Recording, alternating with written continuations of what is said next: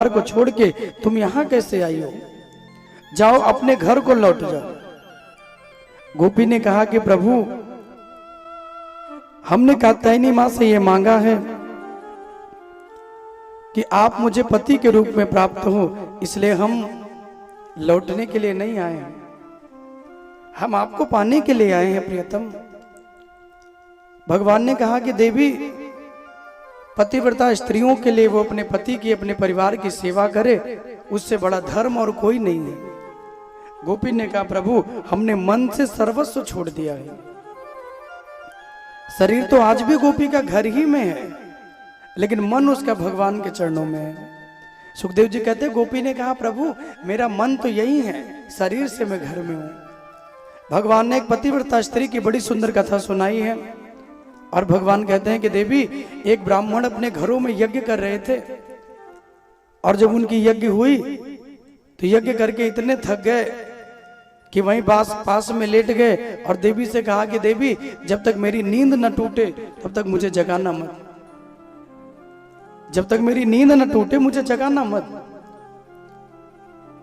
पति तो सो गए, पतिव्रता स्त्री है, बड़ी सेवा करती है, बिना भोजन कराए भोजन नहीं करती, बिना सुलाए सोती नहीं है, हर प्रकार से सेवा, उन्हें पूर्ण परमेश्वर मान के वो सेवा करती है। भगवान ने कहा बड़ी पतिव्रता स्त्री है, कभी भी नियम उसका भंग नहीं हुआ। आज पति ने आज्ञा दे दी जगाना मत, तो पति सो गए, खुद पंखा करने लगी। और जब पंखा करती हैं तो उनके घर में एक छोटा सा बच्चा है, अभी अभी आंगन में कुंड में अग्नि जल रही है, पति सो रहे हैं, देवी जी पंखा जल रही है, और उनका बच्चा उठ के आंगन की ओर जाने लगा। और जब वो आंगन की ओर चला तो मां का दिल धड़कने लगा। मां को लगा एक ही पुत्र है, वो भी कितनी मिन्नतों से मिला है, आज मेरा बच्चा कहीं ऐसा ना हो कि वो उसे कोई कष्ट हो जाए। माता रोने लगी, हृदय से अश्रु गिरने लगा। दुख के आंसू जब नेत्रों के द्वारा छलके हैं, रोए जा रही है। मन तो हुआ जाके बच्चे को बचा लूं, पकड़ लूं, लेकिन फिर विचार करने लगी, अगर मैं पुत्र को बचाने गई तो मेरा पतिव्रत जो धर्म है वो नष्ट हो जाएगा। मैं करूं तो क्या करूं? बड़ी देर तक विचार करती रही, फिर विचार किया और अपने प्रतिव्रत धर्म को अपनाया, और विचार करने लगी, पुत्र चला गया तो दोबारा मिलेगा, लेकिन एक बार जीवन से धर्म चला गया तो दोबारा मिलने वाला नहीं है। और जिसने धर्म को छोड़ दिया ना, धर्म भी उसको छोड़ देता है। इसलिए कहा गया, धर्मो रक्षति रक्षिता है। जो धर्म की रक्षा करता है, धर्म कोई ना कोई रूप में उस व्यक्ति की रक्षा करता है। उस मां ने अपने बच्चे का बलिदान किया, बच्चा सीढ़ियों पे चढ़ा, अग्निकुंड में गिरा, अग्नि में जलने लगा, लेकिन मां टस से वश नहीं हुई, रोए जा रही है, नेत्रों से अश्रु गिर रहा है। और जब वो रोए जा रही है, जब वो आंसू बहते हुए पति के गालों पे स्पर्श हुए और उनकी नींद टूटी, देवी को रोते हुए देखा तो कहा, देवी क्यों रो रही हो? पत्नी ने कहा, महाराज, हमारा एक ही बच्चा, और वो भी हमसे दूर हो गया, इसे अग्निकुंड में जल गया हमारा बच्चा, कैसे मिलेगा हमारा बेटा, कैसे मिलेगा हमारा बच्चा हमें? बहुत रोती हैं। पति और पत्नी दोनों दौड़े हैं। पति ने कहा, देवी तुमने बताया क्यों नहीं हमें? बोले, स्वामी आपने कहा था कि मेरी निद्रा भंग ना हो, मैंने अपने व्रत का पालन किया, प्रभु मुझे क्षमा करें, मुझसे भूल हुई। दोनों माता पिता अग्निकुंड की ओर दौड़े हैं। भगवान ने कहा, देखो पतिव्रता धर्म का पालन करने का कितना बड़ा फल हुआ। जब अग्निकुंड की ओर आए तो स्वयं भगवान अग्निदेव प्रकट हो गए और अपने गोद में मां का गया हुआ बच्चा लेके आए हैं। बोले भक्तवत्सल भगवान की जय हो।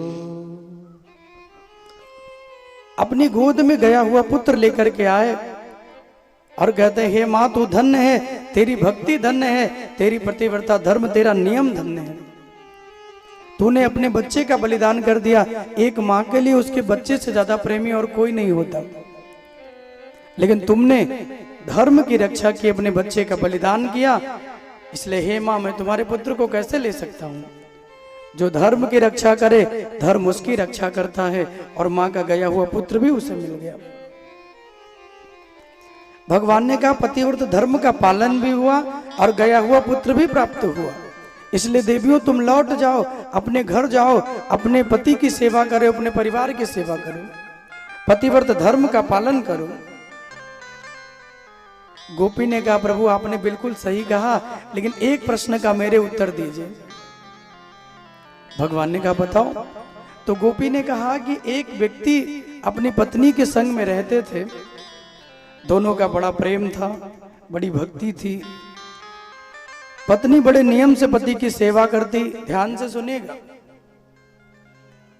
बड़े नियम से वो सेवा करती, खिलाती पिलाती, चरण दबाती। आजकल के जैसा नहीं कि पांव दबाने के लिए कहते थे बोले लाओ गला दबा दे। बड़ा नियम से सेवा करती, बड़ा भाव से करती। और जब नियम बना तो एक दिन हुआ क्या, धन कमाने के लिए पति को कहीं जाना था, बड़ी चिंता में पड़ गए, कैसे जाऊं। पत्नी ने कहा अगर गए तो मेरे नियम का क्या होगा, मेरा नियम टूट जाएगा, मेरे नियम की पूर्ति कैसे होगी।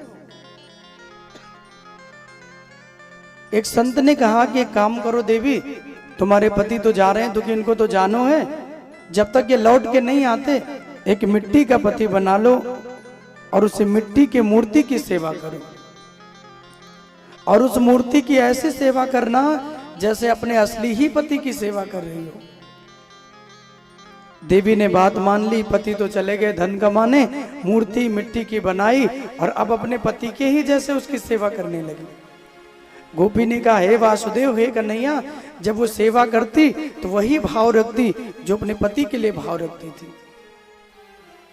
उसी भाव में उनकी सेवा करती, उसी भाव में उन्हें प्रणाम करती, उसी भाव में जल छिड़कती, मानसिक स्नान कराती, मानसिक भोग लगाती, मानसिक सेवा कर देती।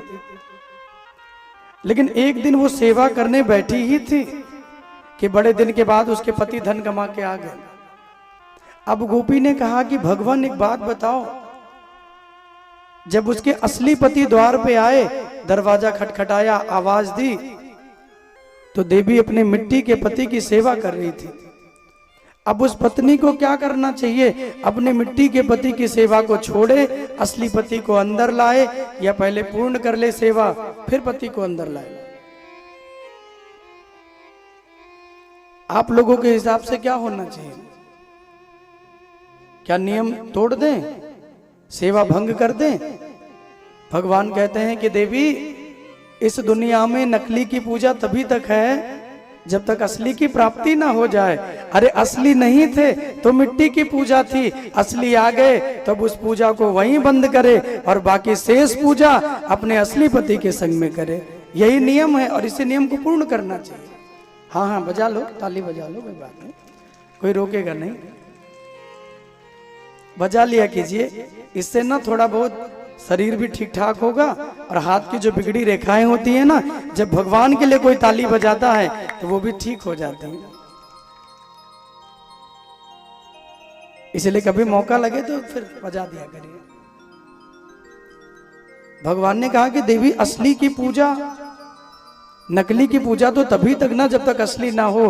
गोपियों ने कहा उस देवी ने वही किया, उस पूजा को वही पूर्ण किया, बाकी अपने असली पति की लाके पूजा की। गोपी ने कहा प्रभु आपने मेरा उत्तर दे दिया। बोले कैसे? बोले जब आप मिल गए तो फिर क्या दुनिया के लोगों की चाहत रहेगी?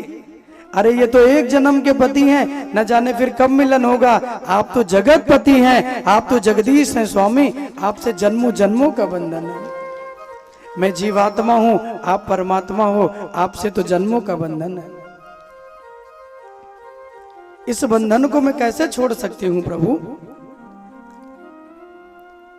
गोपियों को भगवान ने स्वीकार किया है और उन गोपियों के संग में भगवान की सुंदर रासलीला प्रारंभ हुई कि भगवान पिता रात्रि सरदोत फुल्ल मल्लिका भिक्षरन्तुं मनश्चक्रे योग माया उपाश्रिता।